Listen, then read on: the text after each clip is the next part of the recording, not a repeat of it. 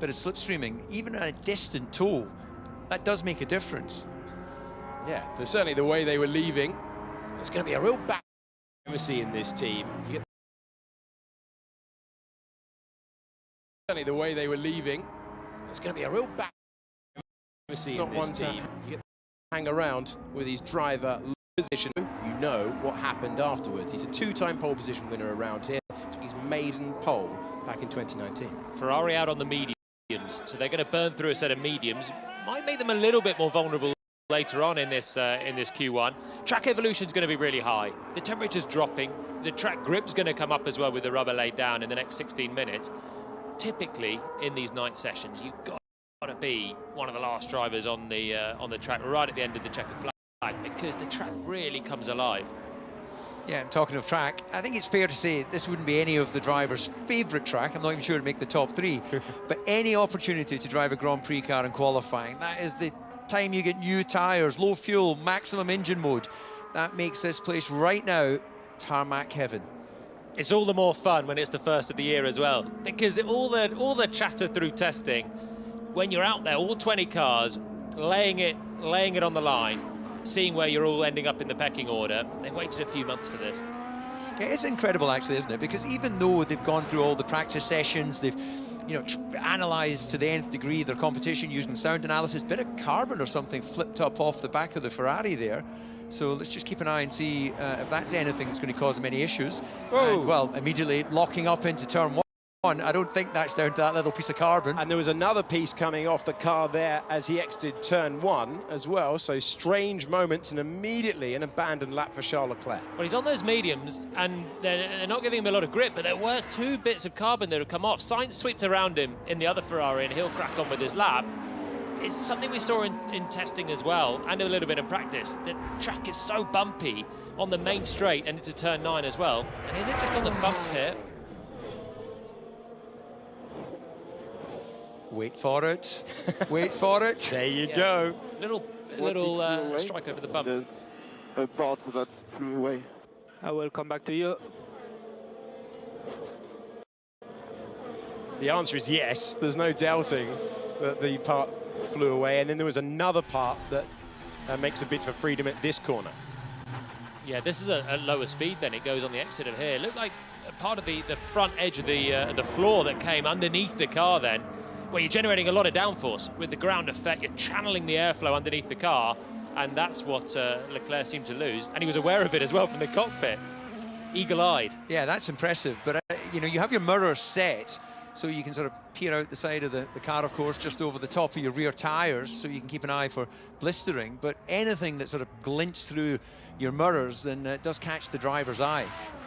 So Carlos Sainz continues on his way. He's been a little bit on the back foot compared to his teammate. He doesn't have the understanding of the car. Very similar situation to how we started last season. Yuki Tsunoda is the fastest driver. He set his time on the soft tyre. Sainz has gone around there on the mediums as we check in once again with Charles Leclerc. And this was the second part of the bodywork making a bid for freedom. Same area, isn't it? On the left-hand side, I think. Look, underneath, actually, yeah. It's all good on the car. There was just a piece of the wheel arch front. You can push next lap. I always think it's red flag. Red flag is out. And it's going to be debris on the track then that they're looking to pick up. Usually be, if they feel it's on the racing line, they will bring out the red flag. Bit extreme for those tiny little parts. Yeah, look, mine. Yeah, there you go. I was thinking, I was checking the commentary box for a reason, but they have thrown the red flag for that debris on the circuit. Everyone will return to the pits, and the clock is stopped. Bit extreme when given it's offline. You're only going to hit that if you're highly motivated and out of control. Well, red flag for, I think that's the smallest debris I've ever seen a red flag for, but there you go, we move on. Yeah, small piece offline, and we're straight into a red flag. And this scuppers some people that have left the pits there on Absolutely. some soft tyres. The two Red Bulls were out, the two McLarens were out, and they might be two that might be in a bit of danger at the end of this Q1. So they've just gone through a heat cycle immediately on the softs, and they'll have to trundle back to the pits. Might be a reprieve for Leclerc, though, who picked up that damage. They'll have a bit of time to fix the car. So Ferrari wait to receive the driver who has a superb record around this track and opened up his account for Formula One in 2022. He said at the start of the day he wasn't expecting to fight for pole position when he got in the car for this first session of the year under the floodlights, but not the start he wanted, not the start that Ferrari wanted in the Fred Vasseur era, a sentence that I'm not sure even Fred Vasseur expected to ever hear, the new team principal. I know, it's incredible. I was talking to him earlier in the paddock, and it's a great opportunity for him, isn't it?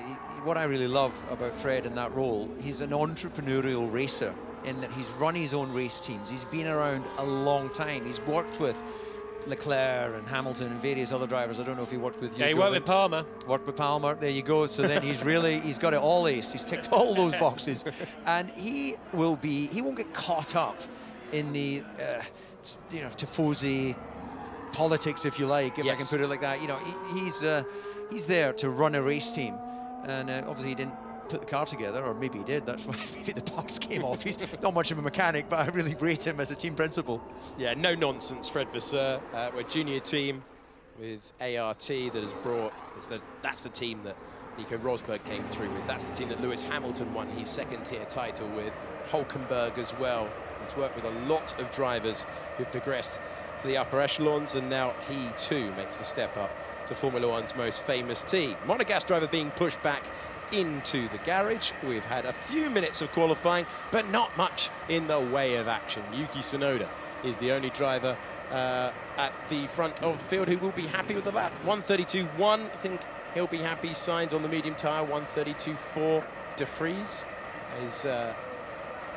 is on a 132.8, so work to do for him. Let's take another look at the incident that has affected the Ferrari of Charles Leclerc.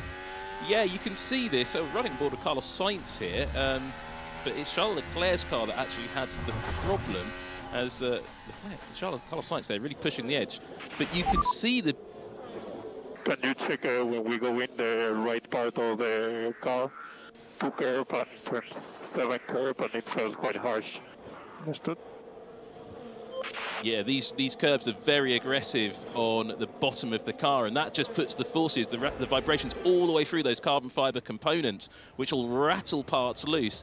And you can see the effect that probably had on Charles Leclerc's car. Now, you can see him running a little bit wide here, and you can see those bits of carbon fibre flying off. But as we take a closer look at the slow motion of the car coming out of the corner, you can see the missing parts of those panels, actually on the right front of the car. You can see where that white section comes down over the driver's right front. You can see the white line stops above the brake cooling duct, which it doesn't do on the left front. So that's why Leclerc could see some parts missing off his car. So it looks like he's got damage on both the left-hand side and the right-hand side. And that's something McLaren had suffered from as well in testing. So it looks like the bumps and the harshness of the curves here in Bahrain are really hammering some of these brand new cars.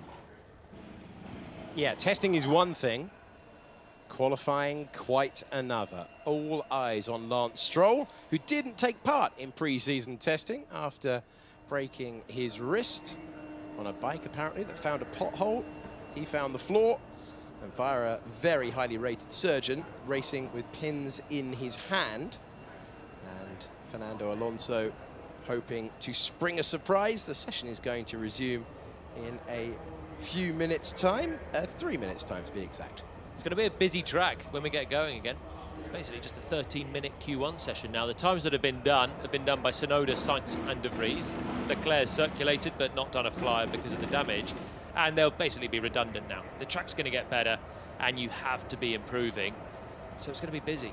2 runs at a push. Everyone's going to be eager to get out, find a bit of space and hook up that first run, just because it gives you a better benchmark as well for the second one. If you're a top team, an Aston Martin, Mercedes, Red Bull, Ferrari, you'd hope that maybe you can get through on the one run. Everyone else just needs the perfect sighter for that last hurrah. Give us an insight, gents, to the situation that those who've gone out on the soft tyres, how much is that going to affect? We saw the McLarens out there, we saw the Red Bulls out there. I think Nico Hulkenberg as well would have ventured out there on the soft tyre. Tyres just aren't new anymore. They've done, even if you've driven around slowly, they've done, as Julian said, a heat cycle. You know, you've taken the shine off them. You can feel that. You can feel the improved grip from a brand new set of tyres when you go around the first corner. And as the action continues very close to the main track, we saw the Ferrari mechanics replacing that part. I'm going to go with that was finger error. I don't think that was a broken part, you know, because they've run over the corner. And as the action continues very close to the main track, we saw the Ferrari mechanics replacing that part. I'm going to go with that was finger error. I don't think that was a broken part, you know, because they've run over a curb. You can actually see the joint line. Forming at the end of the pit lane, though. We could play hide and seek in the commentary box, but it's pretty small, isn't it? So that'll be a short game. Short game. Robert Schwartzman with us earlier on, and we are counting down to the resumption of qualifying to start the season. And as Jolin says, it's going to be a very, very busy 15 corners of the racetrack, 5.4 kilometers, 3.3 miles, and this essentially the beginning of qualifying proper then, after a little bit of a delay. And we will look down at the Williams at the end of the pit lane, ready to lead us out. And we count down and we wait for it. And there's a green light at the end of the pit lane after the red flag for the wheel arch for Charles Leclerc that delayed things. We effectively restart the qualifying hour right now with everyone leaving the pits. That debris has been cleared. They are looking to fix the Ferrari, and now out on the circuit everyone begins their crucial preparation laps, led around by Alex Albon in the Williams, who said earlier in the week Williams are still last, but we're part of the battle. So he's in a situation where the driver can make the difference, and now with all parts of bodywork attached to the car at this stage, Leclerc joins the party. And they're not mucking around anymore at Ferrari. Soft tyres on that car now. So the first foray on the mediums, Leclerc's car braking, causing a red flag. Sainz got a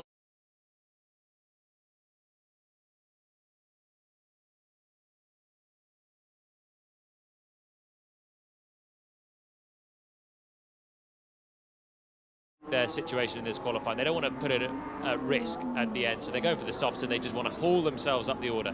Yeah, that's wise, isn't it? You know, I'm sure Fred doesn't want to sort of trip at the first hurdle, very first weekend in control. So yeah, these tyres here, a nice tidy lap, a banker lap as we'd call it, should be more than enough to secure their place. Despite all the track evolution we're going to go through it, I just don't think the cars that will be pretty much making up the back rows are going to threaten a tidy lap from a Ferrari. It's going to be interesting. We're expecting Williams, and Williams are expecting Williams to be struggling here. We know that AlphaTauri are going to be struggling. They went straight out and wanted to crack on with probably a 3-run Q1 program. So that could well be 4 cars, although the field's so tight, a good lap from either of them could carry themselves through. The rest of the teams, it's anyone's game for who can get through into Q2. It's so tight for the rest. McLaren have been on their back foot, but had a decent weekend so far. There's Alfa Romeo, Haas, got to be hooking up the perfect lap around this 14-corner circuit. And the final sector's so crucial. That's why everyone's trundling on this outlap on the soft. Don't want to start with the temperatures too high, or you'll be scrabbling around at the end of the flyer. Yeah, and this is obviously the most difficult session in that you've got every car out on track. As you go through the various qualifying sessions, you get less and less until we just have that top 10 shootout. So getting track position, you know, if you get lucky, you get a car that's just a little bit quicker than you in front, not too close, of course, where you lose downforce, but you know, a distant tow can make a difference around this racetrack. The two-time world champion, Max Verstappen, into turn 1 for his first attacking lap of qualifying this season. He looked dominant in testing. Have they found the balance so far this weekend? That is a question. He's had Fernando Alonso ahead of him in the last 2 practice sessions that we've run, one of them at this very time of day as well. 10 minutes to go, and we're about to see how he stacks up against the fastest time so far, which belongs to Yuki Tsunoda. Everyone out there for the moment, and Alonso has gone over the line to complete his first sector, and it's a 10th behind Verstappen's effort, to give you a reference. So Verstappen, the benchmark through the first 4 corners of the racetrack as he heads the DRS zone on the back straight. Stroll's going quickly as well, and the other Aston Martin is matching Alonso through the first sector, quicker than our benchmark from Joe now in the Alfa Romeo through the middle. So Stroll showing pace in the other Aston. Here comes Verstappen, sweeping flat out through 12. Cut the timing beam for the end of sector 2, and he's half a second up on Joe. And they are all out there on the soft tyres. So soft tyres across the board. Alonso going very nicely in the middle part of the lap. Lance Stroll didn't know if he'd be competing in this session. He's fastest in this session on a 1:31.617. Here comes Max Verstappen. The Dutch driver has completed the 15 corners of the circuit, and he's fastest of everyone so far by 0.3 of a second. But is Fernando Alonso fastest behind him? Does the hype train continue? It does, you know. Alonso goes ahead of the world champion, and Charles Leclerc is attacking as well. The driver that brought out the red flag a few moments ago looks like he's heading to the top of the timing page, but Alonso is very strong in that final sector. That is where he is very, very impressive. And can Leclerc compete at that part of the racetrack? He's bringing it to the line. Where's he going to be? His teammate as well, lining up the screens. Sainz quickest of all in the first sector as Leclerc takes the top spot for now. And this is going to be 8 minutes of frantic action to make sure that as that track evolves. And what sort of time of evolution do you think we're looking at here, Julian? For a pole time? No, the track evolution as it counts down the next 8 minutes. You know, the Sainz there with 30.9. Where do we think we can get to in this session? Well, it depends how much the top guys want to go back out and go again, because they might think they're safe with that, although the whole field is a lot closer now. So you've only got a second down to Albon. You're looking at, you can find easily a second with a second run here as the temperatures cool. You're getting more dialed in the cockpit as well. So it's very difficult to think you're safe. And look at Lewis Hamilton, for example, 7th place. Someone's just had another lap time deleted. I think that was Lance Stroll. It was. And there's only half a second from Hamilton to the slowest car, which is Nick de Vries. He's no way safe in that position. You're going to have to run again. Jolyon Palmer and David Coulthard with us for the opening qualifying session of the year. Zach Brown looking on as the times are being posted on the board. Lando Norris, who scored in 4 of the last 5 Bahrain races that he's had here, in 17th, ahead of his teammate, but not the picture that McLaren wanted to see. 7 minutes and 20 seconds to go. George Russell has entered the picture from nowhere, so we are expecting things to move forward, or Mercedes have found an unexpected answer. And what about this? Red Bull 5th and 6th. Everyone's favourite in the paddock. We keep ticking off sessions and going, well, Red Bull will turn it up, they'll arrive. Everyone's expecting it to happen, but 5th and 6th at the moment with another run to come, and it's Carlos Sainz who's not been happy in any way with the balance that he's had in the car so far this weekend, who tops the times. Formula 1 in 2023, you're gonna have to work for it to hit the front. Absolutely. Or are Red Bull just working to a nice Hollywood script? Of course they aren't. Well, Q2 is often the time where the top teams would unleash. We've seen it a few times before. Q1 is about getting through in the top 15. They've got a second in hand to Nico Hülkenberg in 16th. So they're not under any pressure. Maybe they're holding it back. Maybe we can still say that they're going to unleash at some point. But they're not ahead of Ferrari or Mercedes anymore. McLaren had a bit of a turgid time there. 17th and 18th for Norris and Piastri. 1 run to go for them, and that's big trouble. Yeah, that is more pressure on Piastri than Norris. You've got to say Norris, very experienced in Formula 1 now, pretty handy over 1 lap. But Piastri might well look at the timing screens and go, oh, 1 lap to make sure that I don't fall at the first hurdle. At the same time, he's within a 10th of Norris, so that in itself is very good. Comparing to your teammate, always a key metric. But this is going to be turn 13 and Lance Stroll's time being deleted that we go on board for. Tight, but he's over that white line. Turn 4 has typically been the track limits corner, but Stroll's left himself in trouble here. That lap time that he did should have left him in 8th place, just behind Lewis Hamilton, looking fairly safe. The Aston Martin we know is rapid. Fernando's up in 4th still. And Stroll now is plumb last. No time on the board. He's going to have to go back out, and he's going to have to deliver a clean, no track limits violation lap. So that's the question for him, and puts pressure on a driver who has struggled a little bit. 5 minutes to go. Sainz, Russell, Leclerc, Alonso, Verstappen is not the top 5 that we expected. Everyone resetting, everyone will be speaking to their engineers. And this is going to be very, very interesting to see which way it goes. Hulkenberg, a star of one-lap pace yesterday, in the drop zone at the moment. Yeah, very surprising that. He was 5th quickest yesterday in the representative session of FP2. This time of day, these temperatures, flying, and he's not hooked up that one. It's only 1 lap though, and suddenly you've got the order, and it matters for the first time this year. This is going to be your benchmark for the season, and Hulkenberg, hero yesterday, he's got to dig out a flying lap right at the end. Pressure on him. Yeah, it's a good point, isn't it? Because, you know, where do Grand Prix drivers win races? Well, they win them on Sunday with the checkered flag. But where do you sort of define your reputation and your career? It's over 90 seconds, a qualifying lap. And it's morale for the season as well. The first qualifying session, it'll be 1-0 to your teammate if you're behind, particularly if you're out in Q1. You don't want to be hopping out the car in 4 minutes' time, and that's the end of your session. You want to keep going, finding more time and hustling on. Yeah, the walk of shame down the pit lane to be weighed. Everyone else is still qualifying, yeah. Oh, I had counselling to help me with that. Okay, final runs. We are in the preparation zone for them. We're going to lose 5 drivers at the moment. Hulkenberg, Norris, Piastri. McLaren lost Daniel Ricciardo in this session 1 year ago. They did not want to be in this place again. They're already talking about Baku and the updates that they can bring to that car.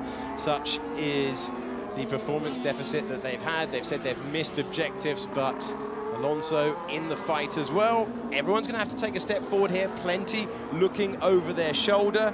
You're going to have to take a step forward. Hamilton downwards, I think, as the track is going to be in the best condition that we've seen so far. And Aston Martin are winning fans left, right and centre this weekend. There's 3 more. They're going to be shipping some merch, aren't they? They really are. I'm sure we're going to be seeing some green around the circuits this year. Hamilton leaves the pits just now. So does Russell and Leclerc. So Sainz stays in with the 2 Red Bulls. It seems like they think they've done enough. No, Verstappen goes out as well. And we're going to see the final flourish now of Q1. The times are going to tumble. You can never rest on your laurels at this stage. No. 1 lap to make your day, or as you say, have that uncomfortable walk to watching the rest of this qualifying session. So let's see if anyone's lining up. Everyone's going to have more than enough time to get themselves nicely positioned to start the lap. First person to do so will be Alex Albon in the Williams. Currently in, but once we see some activity, we'd expect the McLarens to be able to get in front of him. Stroll, of course, so that's going to push him down. 2-minute warning has sounded.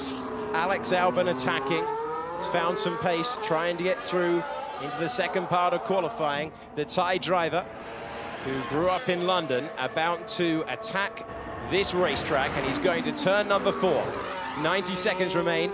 It's going to be the last opportunity. Dances to the very edge of track limits through turn 4. That is going to be tight. They'll be looking at that one. It was super tight there for Albon over the white line at turn 4.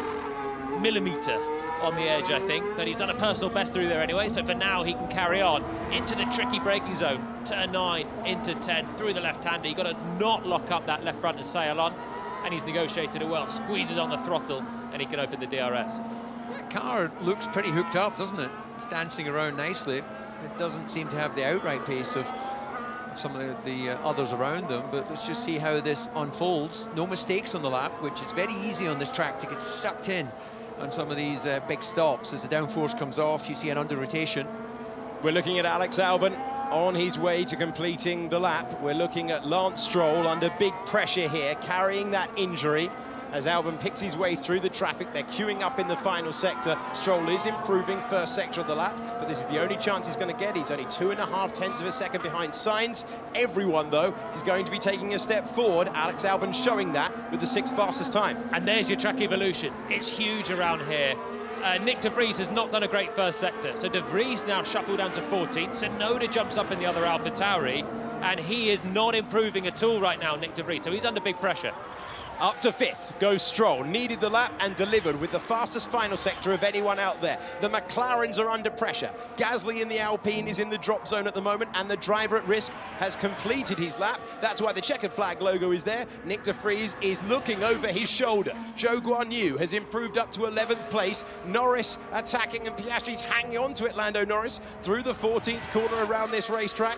One Papaya car to go over the line and up to 13th. Not the improvement that he would ideally want. Gasly in the drop zone's about to cross the line right now, but he only goes to 15th. A driver who's once qualified 5th around here before. And here is the rookie driver, Oscar Piastri, in his first Formula One qualifying session. Has 2 corners to go around the racetrack. Can he get through like Norris has done as well? Gasly is the driver at risk. Magnussen, De Vries, and Sargent currently heading out in the first. Piastri can't get there. He's only 17th. He returns with a strong lap under pressure. We know Piastri's going out. We know De Vries is going out. Can Logan Sargent hustle his way through and make the second part of qualifying? The answer to the question is coming your way, and he gets up to 16th. Exactly the same time as Lando Norris, to the 1,000th. So unlucky for Logan Sargent. Brilliant job from him to be within 2/10 of Albon, who's in the top 10. Williams will be chuffed with that. They will be delighted. Albon started this weekend saying we're the slowest. Well, we've had a qualifying session, we've had Q1, and that's not the case. Norris gets through because he sets the time first. Great effort on debut from Logan Sargent, who goes out along with Pierre Gasly, Kevin Magnussen, Oscar Piastri, and Nick De Vries. And the whole field is separated by 1.1 seconds. What? That's impressive. Never seen that. Have you seen that? I can't remember. Honestly, I can't remember it. No, I can't remember it. Not in Formula One. Not in Formula One. We should mention that the big players didn't go back out for a second run there, so it bunched up a little bit. That was Albon, then it was right on the white line. Spoil a great stat by giving us reality. Yeah. Maybe we'll see it the whole way through. It is so much tighter. It's so much tighter. Positive DC to start the year. 9/10 within 18 cars, within 9/10, and that's how close it was. The 1,000 separates Norris and Sargent. What must Pierre Gasly be thinking? A great track record around this circuit. Out in the first part of qualifying after a difficult year last year with AlphaTauri. Got the move he wanted to the Alpine team. And it's Ocon who goes through in 12th, Gasly who goes out. Well, he'll not only be looking at his teammate, he'll be looking at where Tsunoda is in the car that he departed. Absolutely. Ouch, what a good job from Tsunoda. Yep, he's been challenged to perform, to show his best. An 8th fastest time. Very, very impressive. Kevin Magnussen didn't have the pace of his teammate over 1 lap. Only 0.2 of a second away. But the man who was on pole in Interlagos just a couple of races later is out of the car along with Nick De Vries. You'd always expect the rookies to take a couple of races to get up to speed. But that is the end of his qualifying session. And it's worth pointing out that Gasly's time was deleted. So Gasly went over track limits, turn 15. Well, he's now last.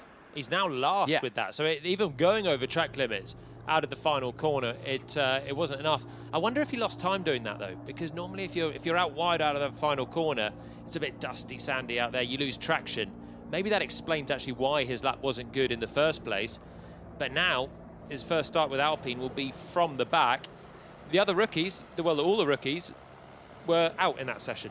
Tough break for them because it was so close. But Sargent, Piastri, and De Vries all doing the walk of shame. Indeed, if Gasly did make that mistake, definitely you lose time. Corner.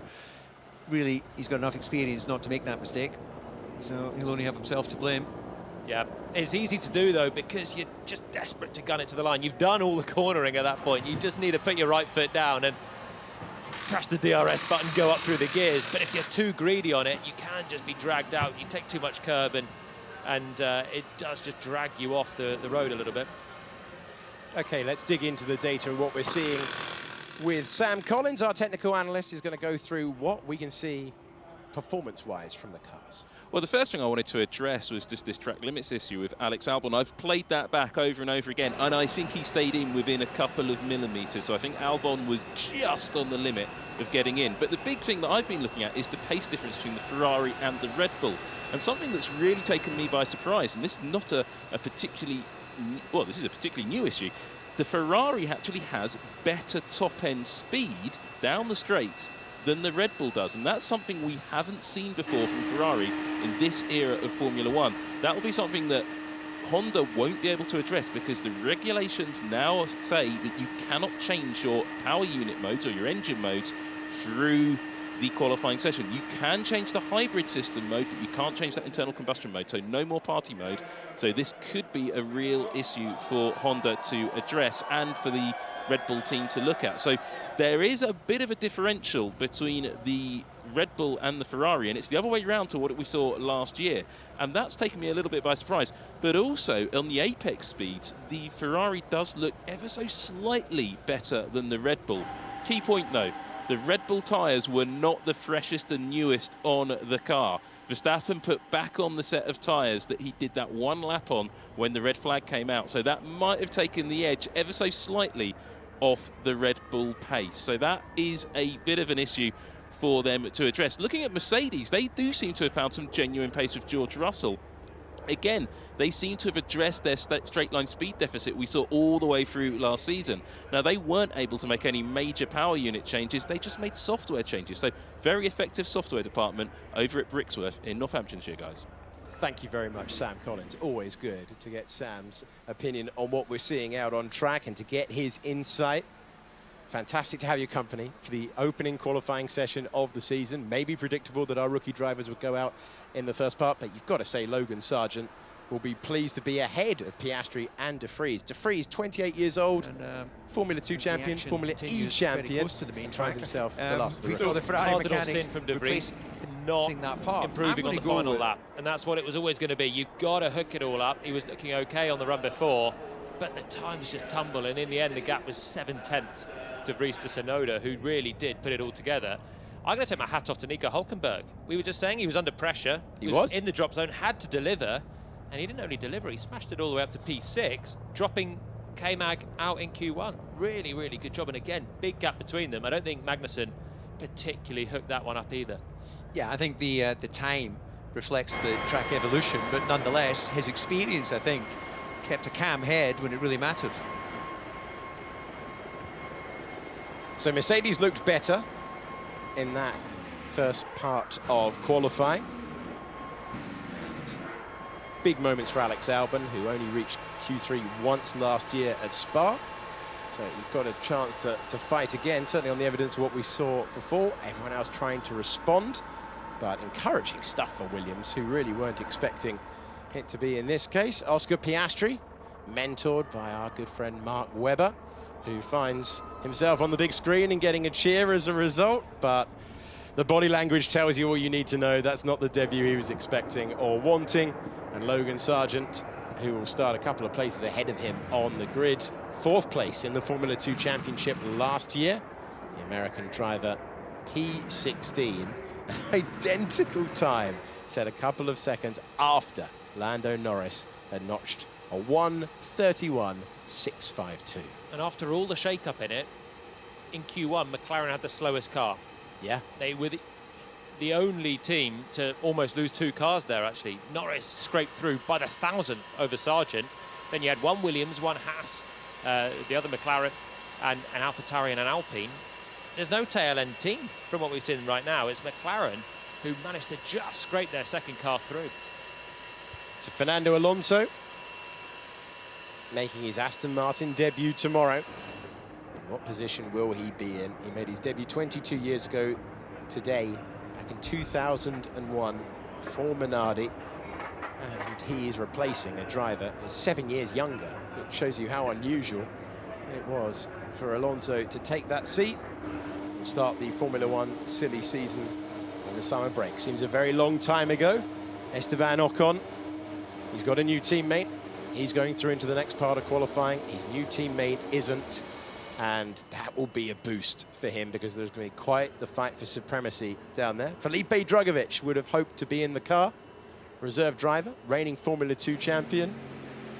A man putting a brave face on it, let's be honest, because that was his golden opportunity. But you have to say, Lance Stroll had one chance there, carrying the injury after what looked like a brutal practice day yesterday, delivered when he needed to.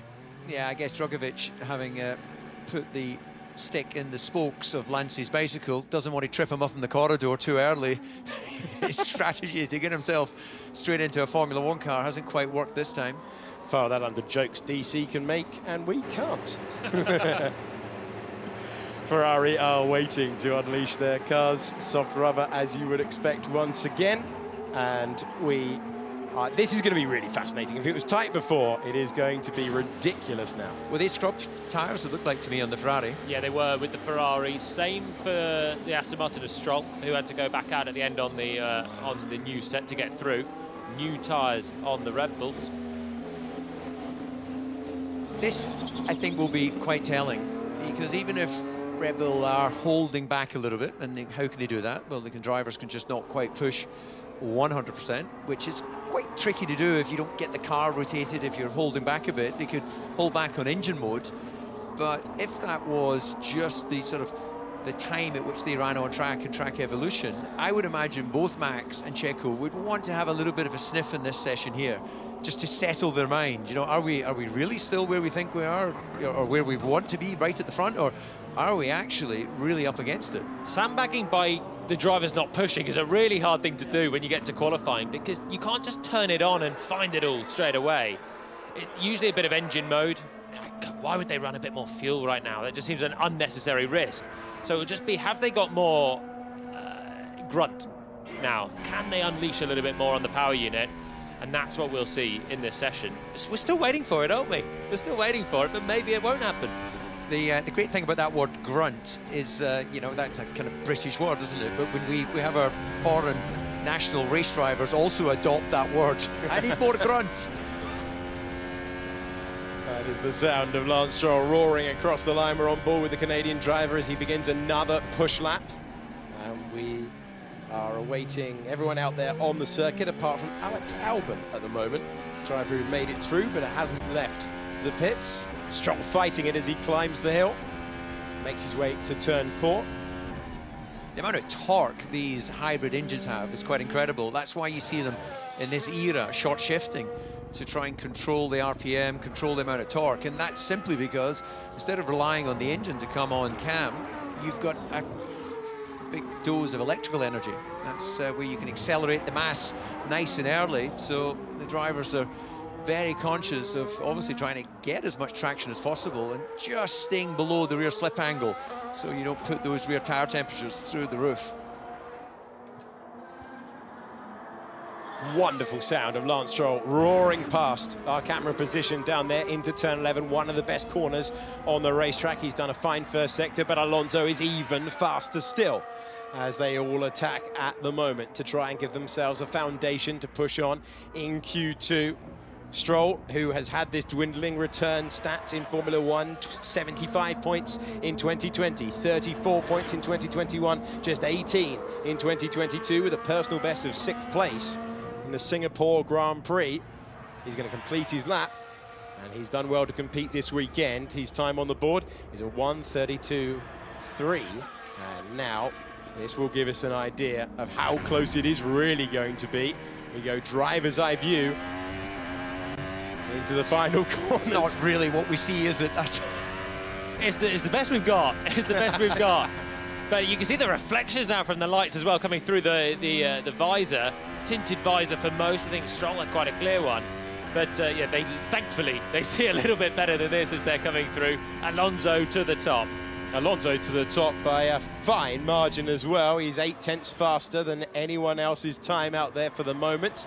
Yet to see the big hitters out there with him as well. Alonso, Hulkenberg, Bottas, Norris, Joe and Stroll, the top 6. Here's George Russell over the line to go faster than Fernando Alonso. Here's Lewis Hamilton to go faster than his teammate and bring out a cheer from the crowd. But what can the Ferraris do? Verstappen is going very quickly in the first 2 sectors of the lap. We thought this would be representative. Leclerc is only in 4th. And is this going to be the full picture? Is this the true pace? Max Verstappen, 28.9 in the first sector, 38.9 in the second, and he is 4 tenths of a second ahead of Lewis Hamilton in second place. Let's see what Sergio Perez can do. He'll make it a Red Bull 1-2 with 7 minutes to go on the clock.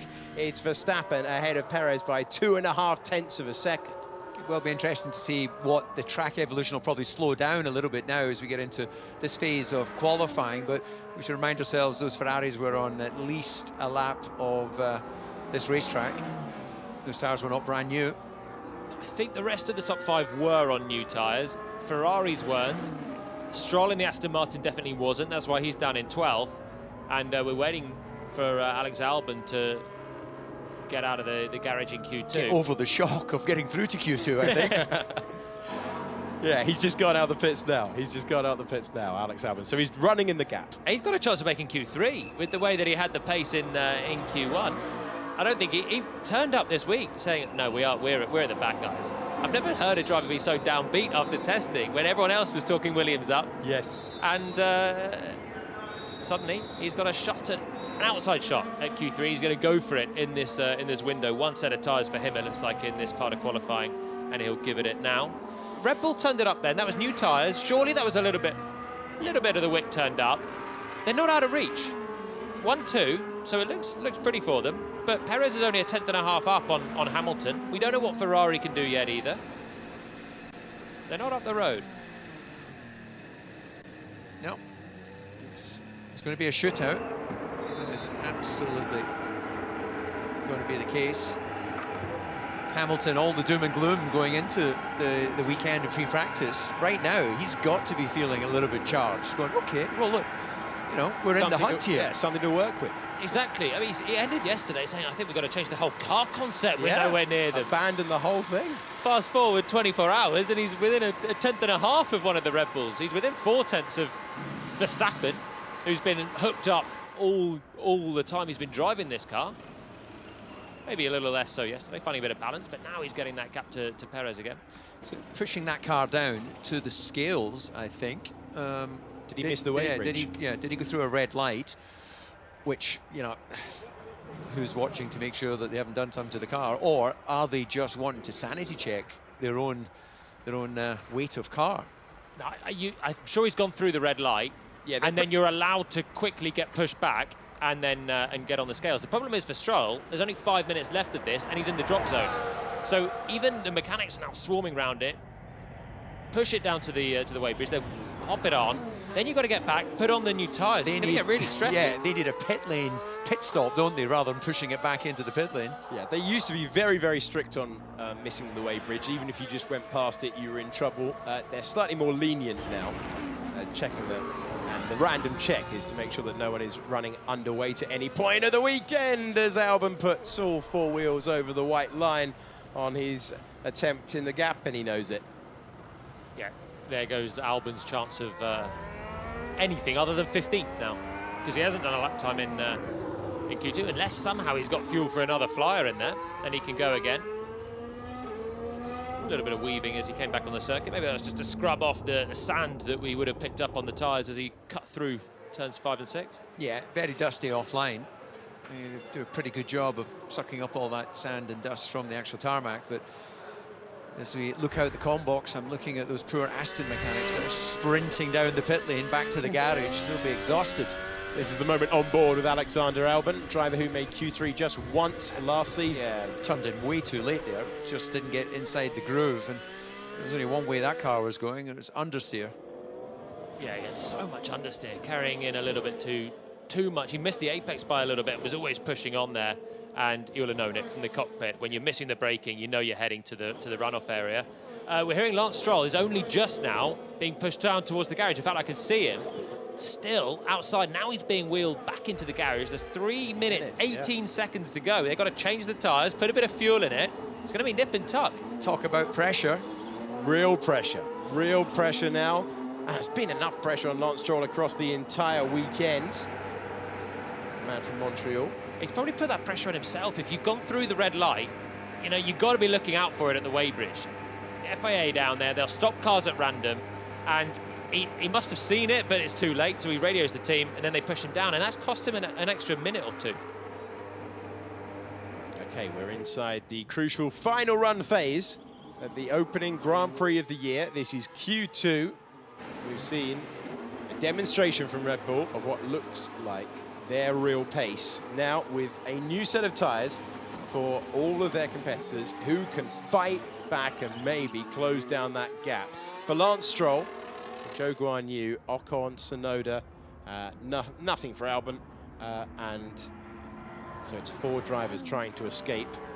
Lando Norris, given he made it through out of Q1 by setting his time before Logan Sargent, he will be pleased to have got himself into what is currently 10th place as he tries to haul that McLaren into contention as the team based in Woking in the UK tried to adapt to the situation that they face. 2-minute warning, cars out on their preparation laps, and there's some team battles going on.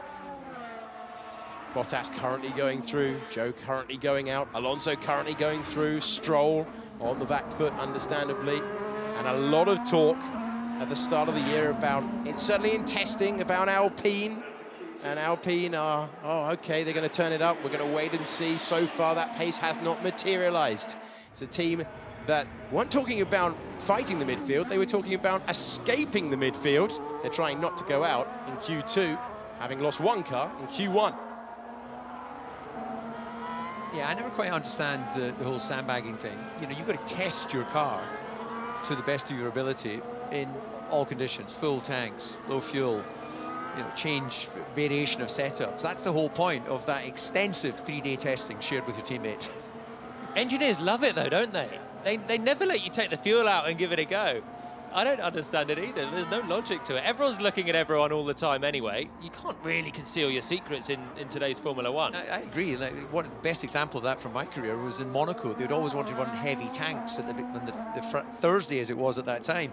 Well, my theory was, let me go as quickly as possible, because that's where the lap time's going to be come Saturday anyway. So, anyway. Meanwhile, back in Bahrain. I enjoyed it. I enjoyed it as a tangent, and it means that we're going to get a flurry of laps over the line.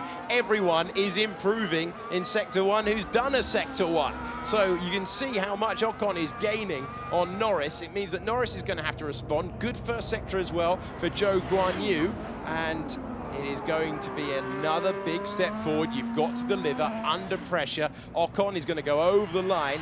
He's going to break into the top 10. Whereabouts is it going to be? 4th shows you how much there is to gain out there. And watch out for Hulkenberg. He's majestic on this lap. He goes third. Fantastic from Hulkenberg. Once again, proving electric over 1 lap pace. Zhou Guanyu gets himself into the top 10. That puts him at risk still, though, because he's in 9th place.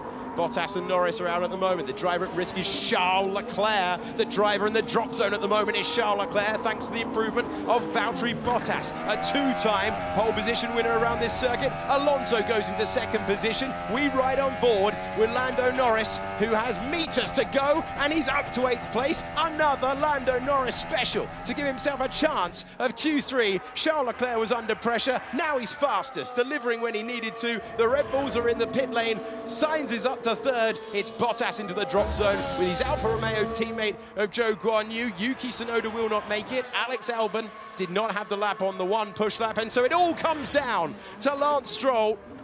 He is round the final corner. It's not been ideal. Hamilton improves up to 4th. Can Lance Stroll make it and knock out Lando Norris? The answer is yes, he can, with the last lap in Q2. And he delivers what will be the most satisfying moment of his season, because that has been a real roller coaster in the last week, and that will be enormously pleasing for the Canadian driver and Aston Martin, who have put 2 cars into Q3, and Norris just falls short.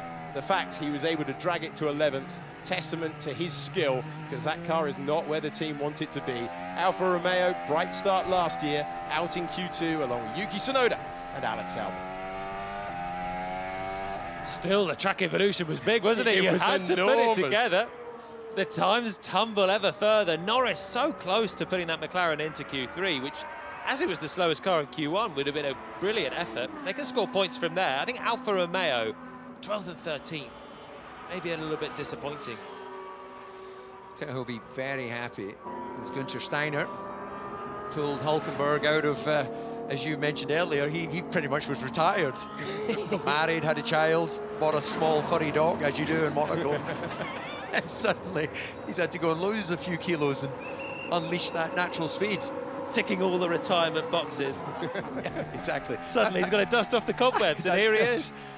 So, yeah, no, you're more recently in the cockpit than I. How many kilos have you put on? Oh, about 10. But I haven't bought a small furry dog yet. Yeah, that's exactly how much I've put on, but considerably older. I've been in 10 in about the first 3 months, though, to be fair. Oh, dear. Right.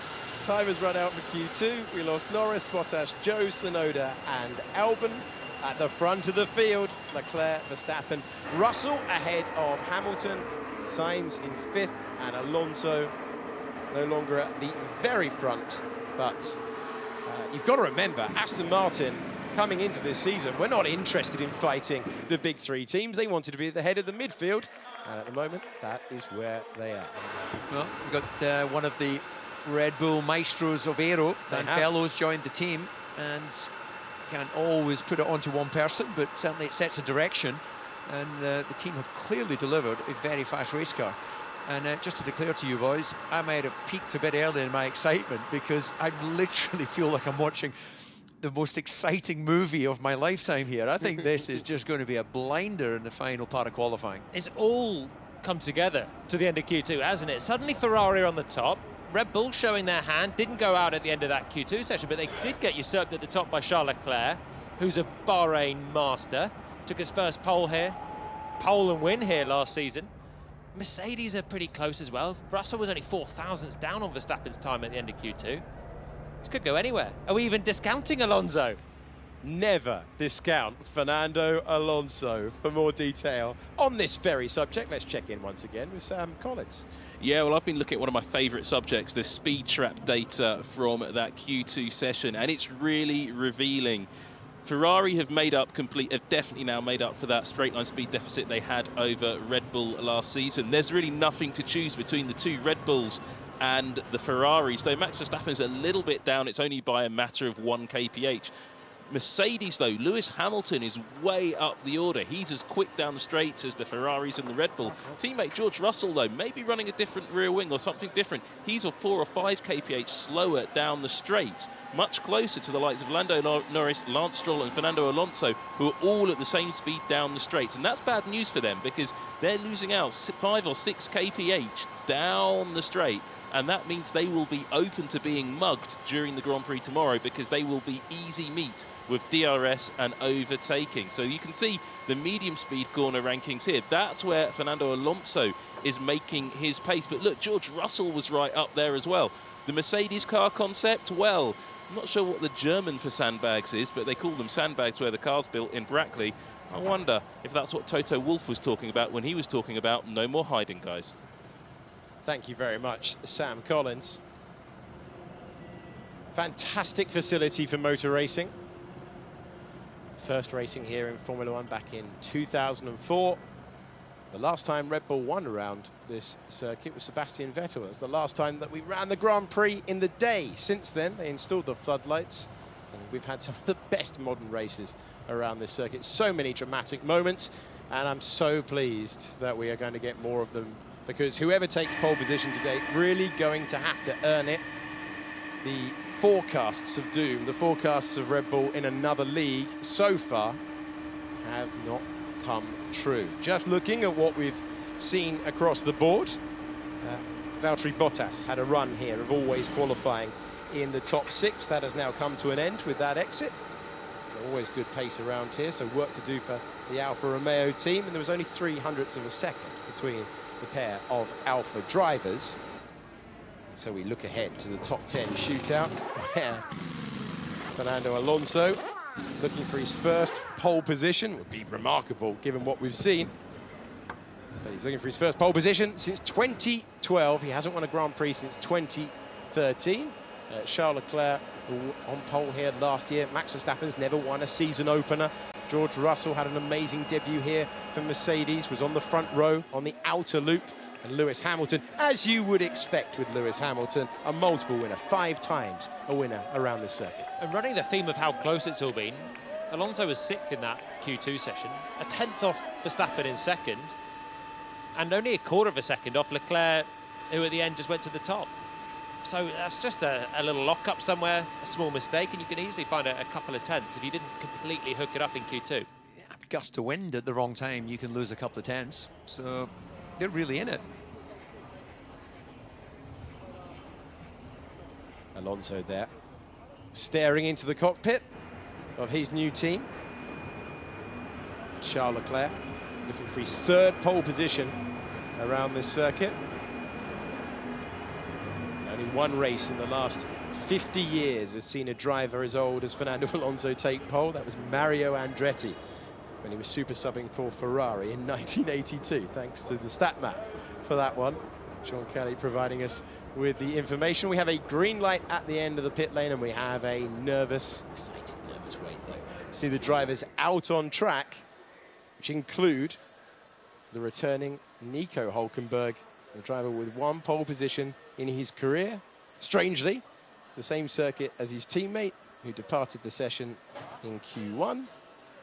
But it is worth underlining that Haas are very happy with their one-lap pace. They're not looking forward to Sunday as much. Well, you'd rather start towards the front and work your way back than start at the back and hope you could work your way forward. And the one-lap pace as well. We saw Albon in the Williams sometimes getting points, just getting your elbows out in defence. If he can bury himself quite well into this top 10, which maybe he can with the pace that he's got, you can get racing. They've got a decent top speed. They can get defending a little bit as well. And we don't honestly know the long-run pace of a lot of their rivals either. We think the Aston Martin's quick, but we think the Aston Martin's pretty quick over one lap as well. It's all about giving yourself a foundation in Q3. You don't want to make a mistake and find yourself on the back foot, having to attack late on. Robert Schwartzman giving us a wave, the reserve driver, as he sees Leclerc and then Sainz leave the garage. Charles Leclerc last night did not expect to be able to fight for this pole position, and there is a fight for the pole position. It involves Red Bull, it involves Ferrari, it involves Mercedes, and it involves Fernando Alonso. What a fantastic prospect as we begin the outlaps for run 1 of 2 in Q3. It's going to be great to see who is able to seize the moment. Yeah, this is the racing driver's Scooby-Doo moment, isn't it? You know, this is as good as it's going to get. You're a few minutes away from maximum track evolution. You're going to have all bells and whistles, everything coming from the engine, and Enzo's son there looking on. Can he dream? That was only a year ago, beginning of the season, they started pole position here, so they're pretty handy on this racetrack.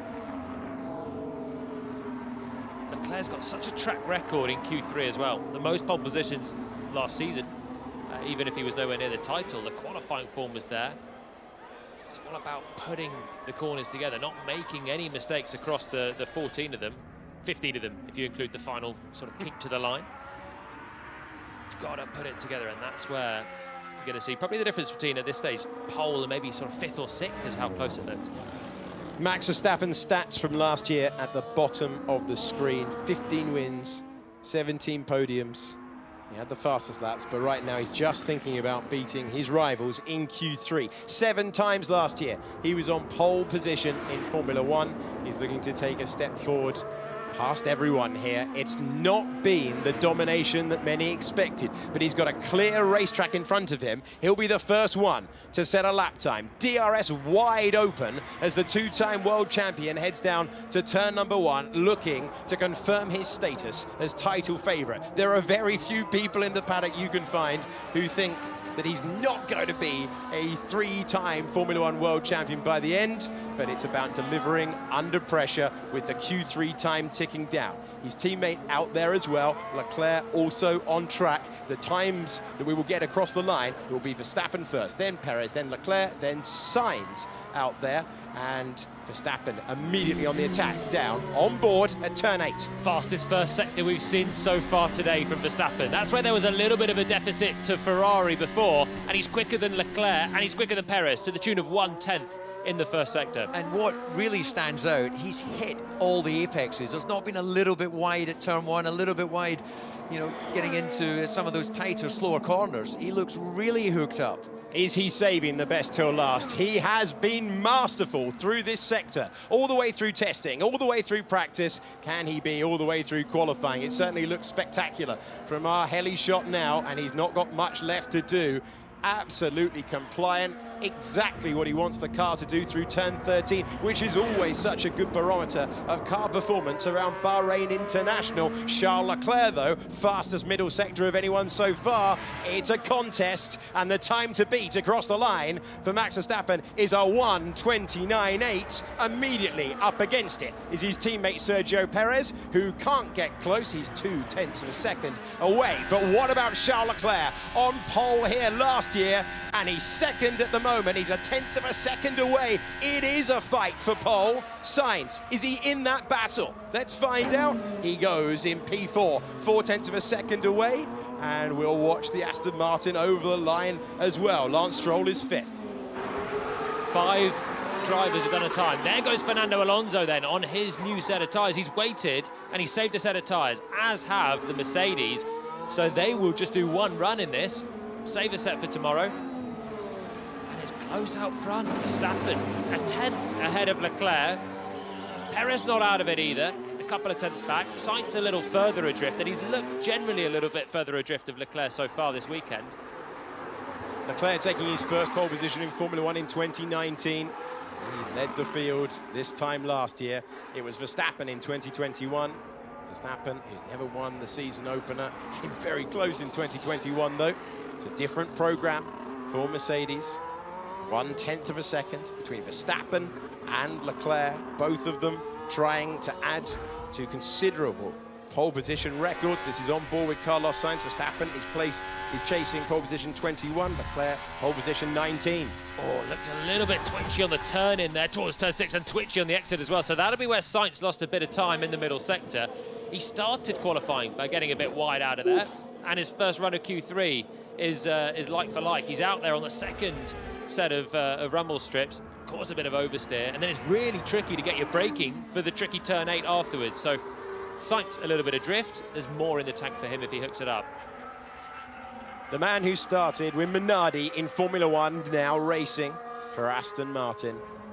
The first team he has joined since Minardi that don't have that famous championship pedigree. And he was racing with Renault. They had championship pedigree at that Enstone team. Obviously Ferrari and McLaren, the two most successful Formula 1 teams in history. And it's been a lot of talk about this man and what he could do with the Aston Martin. He is chasing his first pole position since Germany in 2012. Can we see some Fernando Alonso magic to get involved in the battle for pole? Here we go. One shot only for Fernando in Q3. He's been good on the brakes all the time in the Aston Martin, and you've got to hook it to the right and fling it through the left-hander at turn 2. Squeeze on the power and accelerate now up to turn 4, where it's another big stamp on the brakes, and we'll get a first second time in comparison to Verstappen. He's really wide on the entry, opening up the corner. He's right on the limit of track limits on the exit as well, but he's good, and he's 10th down on Verstappen. He's not too far away. Verstappen devastating in that middle sector, but remember, it was Charles Leclerc who was the fastest through there. Alonso has been on the front row in Formula 1 38 times before. And that Alonso first sector is the same as Perez and the same as Leclerc. Just Verstappen had the march on the others in that part of the lap. Alonso's final sector has been good as well, so can he bring this back towards Verstappen's pace? We're all leaning closer to the screen in the commentary box because Fernando Alonso is in the hunt. Such a talented driver. Sometimes he didn't time his career moves the way he wanted. Has he got this one right? Has he got an opportunity to fight with Verstappen, with Leclerc? He's in the hunt. He looks like he's racing Perez at the moment, but remember what Jolien just told you. This part of the lap, once you go through turn 13, 14 and 15, has been Alonso territory all weekend long. He takes that wide line in there. He makes a bit of a correction as he's desperately trying to wring the most from the Aston Martin. Given the opportunity he's got, where does Alonso go? He goes ahead of Sainz and he goes into P4. Well, he's fighting the car a little bit too much, I think, through the final corner there. Oversteering his way to the curb, maybe just losing a bit of drive. Still, he's got himself ahead of Sainz, but Sainz will go again. Hülkenberg gets ahead of Stroll. And the Mercedes are about 0.4 of a second off the pace when they went through the second sectors. We're on board first of all with George Russell, one-time Grand Prix winner, one-time pole position holder. Can he get ahead of Alonso? He can't. What about his teammate? Sir Lewis Hamilton looking to try and get ahead. No, he can't. And he's only in 7th place as Hulkenberg's time is deleted and he falls to the back of the pack. So that'll be Hulkenberg in 10th then, for everything he's done to get that Haas up into the top 10. That is where he'll start. And Leclerc's done. Leclerc jumps out. Verstappen's on an outlap. Perez is on an outlap. Sainz is on an outlap. And Leclerc is not. Have they got a problem then down at Ferrari? Couldn't send the car out again for a final hurrah. He's watching with us as he goes straight to the timing page and he hopes that he can cling on to a front row. It would be a 25th front row in Formula One, and Verstappen's only a 10th ahead, but his rivals are fading. And has he done enough to take a 21st pole position and go ahead of Valtteri Bottas and Damon Hill in the record books? Look how close it is from Alonso's got himself to 4th. 4 thousandths ahead of Russell. Sainz is on an outlap and will try and improve from where he is, but he's just a couple of hundredths down on Alonso. And then there's Hamilton. They're all within half a tenth. Hamilton will currently start 7th and will surely start 7th unless Ocon can beat him. And Alonso's going to be on the 2nd row. A huge difference in position for just half a tenth of lap time there. That is outrageous. Alonso, Russell, Sainz and Hamilton separated by hardly anything, and the quality of the drivers involved as well. We have been treated to a spectacle today. Fernando's going to have some fun from there on the grid, I think, tomorrow. He's going to be really, really excited. Pulls it in, and he's done in the Aston Martin. So it's just the 2 Red Bulls out there and Carlos Sainz. Esteban Ocon launching into a flying lap as well in the Alpine, but we don't expect him to be charging too far up the order. So it's Red Bull, and Ferrari. Leclerc, 1/10 away. He felt like he was the man to take this to Verstappen, but for whatever reason, he's not out there. Now, is Max Verstappen going to throw down a gauntlet here and say, oh, you thought it was a 10th, did you? He's attacking the racetrack once again, 3.3 miles ahead of him. And he's got Perez, who's still in the mix as well. Red Bull will want to lock out that front row. Charles Leclerc is done. Max Verstappen knows that Sergio Perez is capable of improving by 0.2 of a second. Perez has had 2 podiums around this circuit, including a victory.